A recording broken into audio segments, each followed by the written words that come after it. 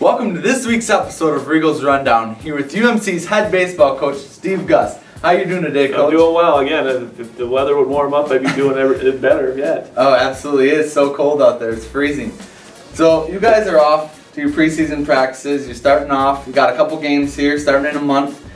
You know, you guys have had one of the biggest program turnarounds in history since you've gotten here, and this is your 5th season here.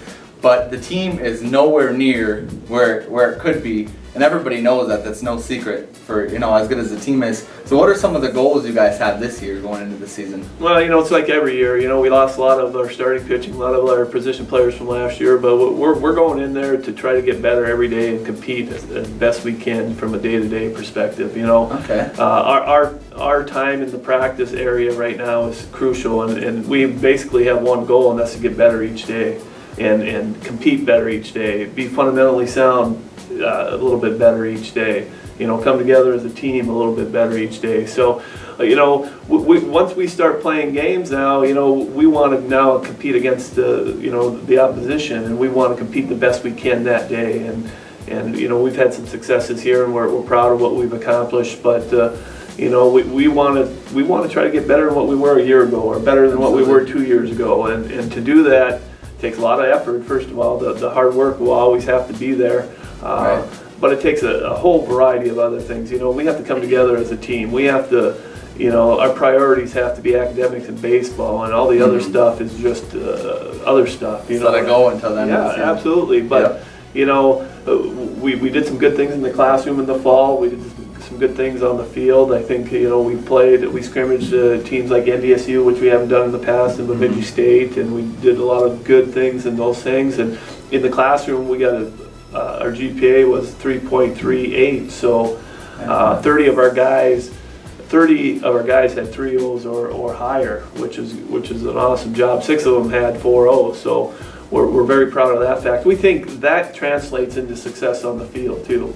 Okay. We think because we've done so well in the classroom that in the springtime we can expect the same type of thing in the spring. But that takes some effort, and on the field is just one piece of it. Right. You know, it goes far beyond that. You know, there are things that we have to continue to fight for our program, like more scholarships and upgrades to our field. And I think we get things. We're hoping to get a little bit each year. You know, the coach in me says we need more stuff right now, but that's all part of the process. You know, we just need to continue to move forward for our program to be where we want it to be, and we want it to be consistently, you know, some of the best baseball in the NSIC. That's how we want to play each year, but in order to do that, we've got things we have to work both on the field and off the field. So I like the way our guys are working now.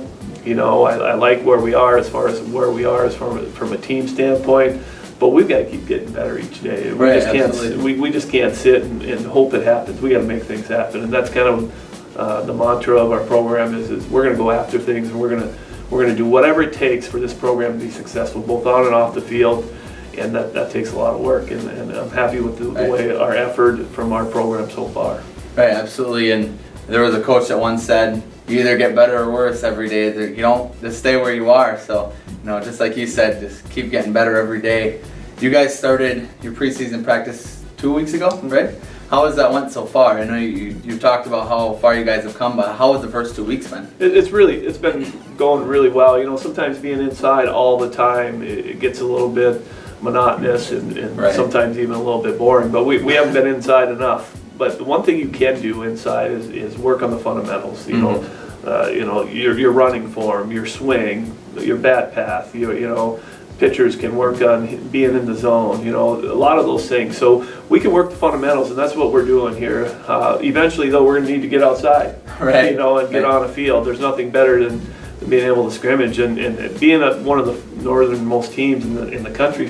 You know, that gets a little old as far as not being able to get on the field. But again, if we focus on the fundamentals and get better with the fundamentals and do all those, you know, mental things that we need to do, I think we can get better being inside. But again, when we get on the field, we're pretty excited because there's nothing better than having game-like action. And being cold, in the cold weather and the snow here, it's not necessarily about not being able to play games, because we'll play games in 30-degree weather. I mean, that's not going to be an issue as far as we're concerned at home.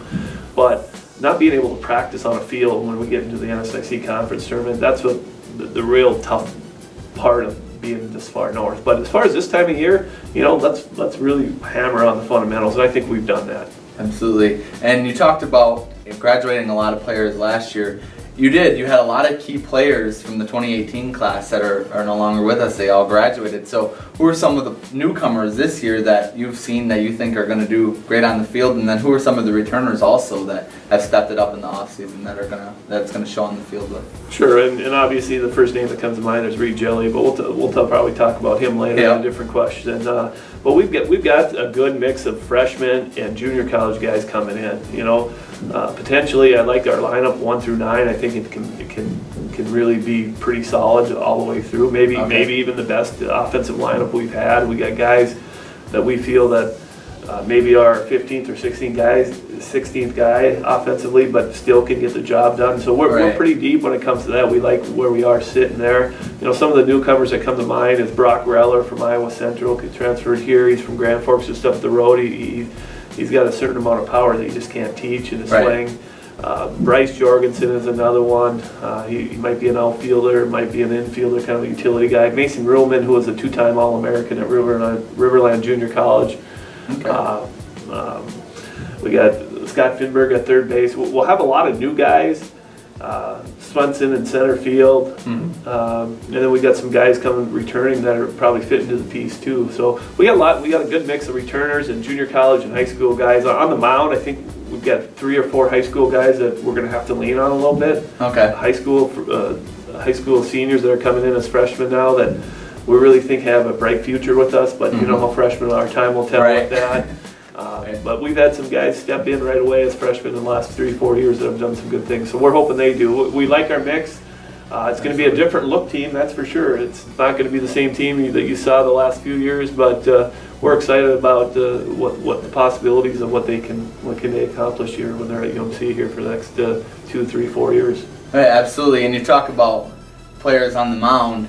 Last year, UMC hit a milestone with its first player getting drafted into the MLB, Zach Seipel. You want to talk about him a little bit, and just have you followed him with the Danville Braves and talked to him as he goes into his second minor league season? Absolutely. In fact, he was. We had 5:55 a.m. practice this morning, and he was here. Oh, really? Yeah, he's been here the last couple days. So okay, very cool. I keep in contact with Zach quite a bit. Last year was a whirlwind experience for us all. I mean, they're late in the season where he was getting, scouted by several of the major league teams, and so I was getting emails and phone calls and text messages. I didn't know who was who at the end there. Right. And to see his name go into drafts is just a feather in his cap, and it's good for our program. The marketing promotions that drew for our school was probably priceless. But he deserves it. He came in as a guy that never hardly pitched at all in high school, and then all of a sudden, he did everything we asked. He was always a hard worker, a good kid, character traits, and things just fell into place. And you're not done hearing from Zach Seipel yet. It's tough. He had a great year in rookie league ball for the Danville Braves, the Atlanta Braves, rookie league team. Yep.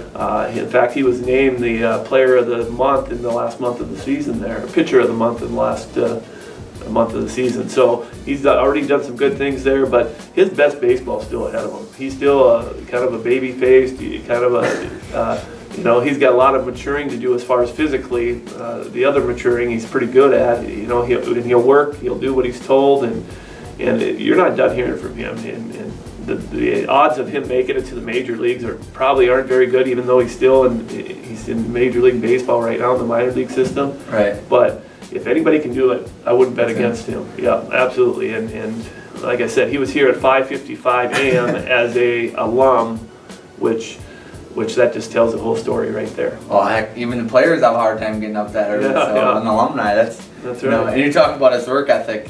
He's one of those guys. He said he didn't pitch much in high school, and if I'm not mistaken, he pitched less than 20 innings when he was in high school, and then he came in to college and he started pitching, and he's worked hard since day one to be where he's at. So everything that he's gotten as far as accolades and the draft and all that stuff, awards, he's earned. Right. It's simple as that.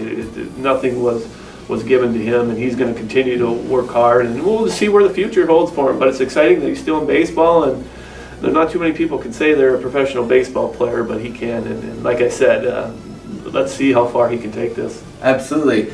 I've heard a little bit of the story, but it's probably a lot of people don't know. Could you talk a little bit about how he became a pitcher? Because he wasn't recruited as a pitcher, was he? No, he was a catcher, and that's a story of its own. But basically, Legion baseball tournament his junior year, I went to a tournament that was deciding whether to go or not. I decided to go, and it was like 110 degrees, so I sat underneath with the fans underneath the shelter and sat right next to his grandma. And hey, look at my grandson. And so I did. I liked his arm action behind the plate. I thought he had a strong arm, and I thought we needed another catcher, so we brought him in, and actually brought him in for a $300 scholarship, and that's what he signed for, $300 a year. Okay. And we needed a guy on the mound in fall ball, and he said, Coach, I did a little bit in high school. I'd like to give it a try. So we threw him out there, and the next day we told him to sell his catcher's glove. You're now going to pitch, because our pitching staff was not very deep at the time. And we threw him out there, and we liked his arm action. We liked how the ball jumped out of his hand, and the rest is history. Absolutely, and it's a very, very cool story. Yeah, it's not very often you hear something like that happen. But when you work with a kid like that, who listens, who's very coachable, that the sky's the limit. You can see big gains with some of those guys, and we're still seeing the gains, even though he's not in the program. I saw him throw this morning, and yeah, he's going to continue to get better. Right. Well, on the 5:55 a.m. workout speaks for itself. Yeah, I tell you what, I wish he was in our uniform right now, which it's tough to believe that he still could be as a senior right now. Yeah.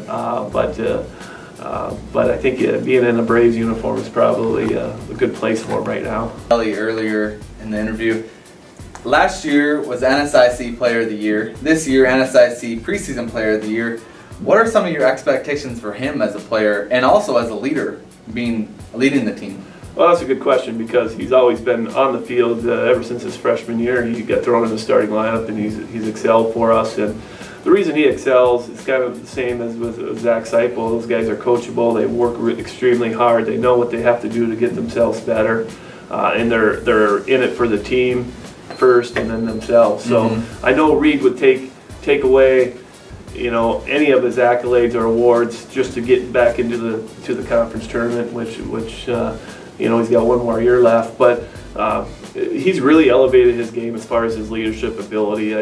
We worked at camp in Fargo over the Christmas break, and he was in charge of some of those younger guys, and he really took charge, and so he's getting more comfortable with leading people, and ultimately that's kind of the most rewarding goal, because these are skills he's going to be able to take out in the workforce with him when he gets 25 and 30 and 40, and so he's really come along as a leader, and he'll continue to evolve that way, and on the field he's just fun to watch, because he just plays the game. He's got the right attitude almost all of the time, the same demeanor, same work ethic, the same desire.